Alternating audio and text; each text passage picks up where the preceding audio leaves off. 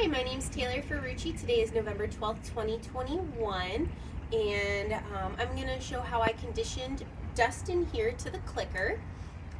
I started by having my clicker, which is a secondary or conditioned reinforcer, and pairing it with food or treats, which is my primary or unconditioned reinforcer. I would click and then treat. Each time doing this, I'm going to click and then immediately treat, but not doing them at the same time. This way, Dustin associates the sound of the clicker with the anticipation of the treat, fostering a positive reinforcement. For capturing, I've taught Dustin to crawl.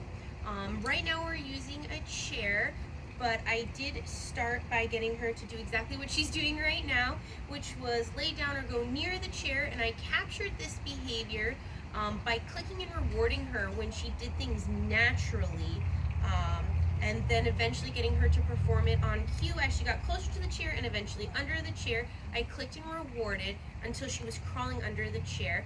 When she did crawl, I made sure to click and treat her for the actual crawling under process, not when she finished, so she didn't think she could just go around the chair. We're still working on this behavior. It's not mastered yet, but she can perform it on cue. Dustin, crawl. Crawl. Good girl. Training is a training concept of having an animal touch a body part to a target. For Dustin, I trained her to touch her nose to my palm. I started by having her sniff my palm, and the moment that her nose lightly touched my palm, I clicked then treated. Making sure to do it at the exact time she touched my palm, or I'd be training her not to touch it. So just like so, touch. Good girl.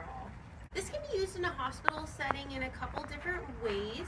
So with targeting, one thing you could do is an animal that's learned to touch a paw to a paw, they could present their paw willingly for a nail trim like so. Paw.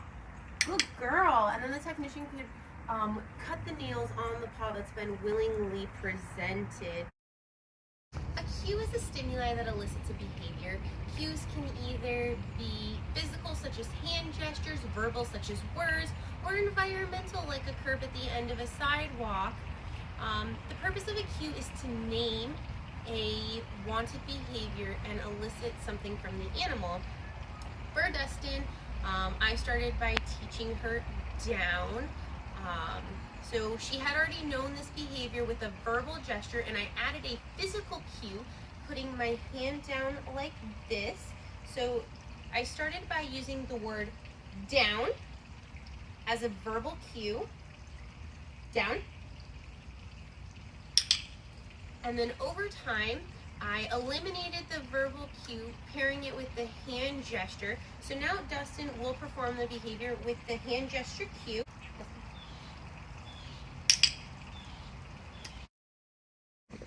Food reinforcers are wonderful, but sometimes you don't always have reliable access to them.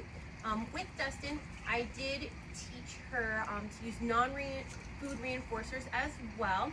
So I conditioned my clicker with an unconditioned reinforcer, petting, and a conditioned reinforcer, verbal praise, so telling her good girl when she performed the known behavior, by me. Dustin, by me.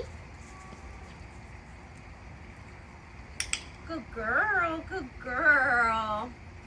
You may not have reliable access to food at every moment of the day. It's important to know which reinforcers your pets respond to. Other examples of non-food reinforcers could be grooming.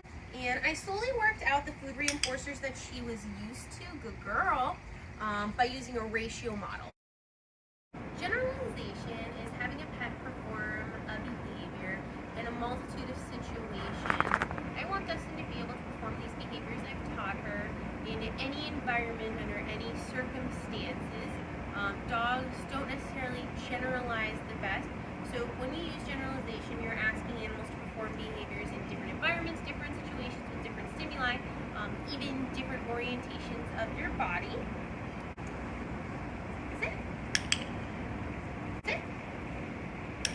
So Dustin is able to perform sit in the backyard very well. She's doing it on command no matter the orientation of my body.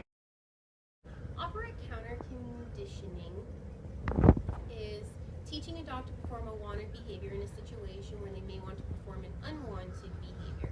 For Dustin, we worked on loose walking with operant counter conditioning.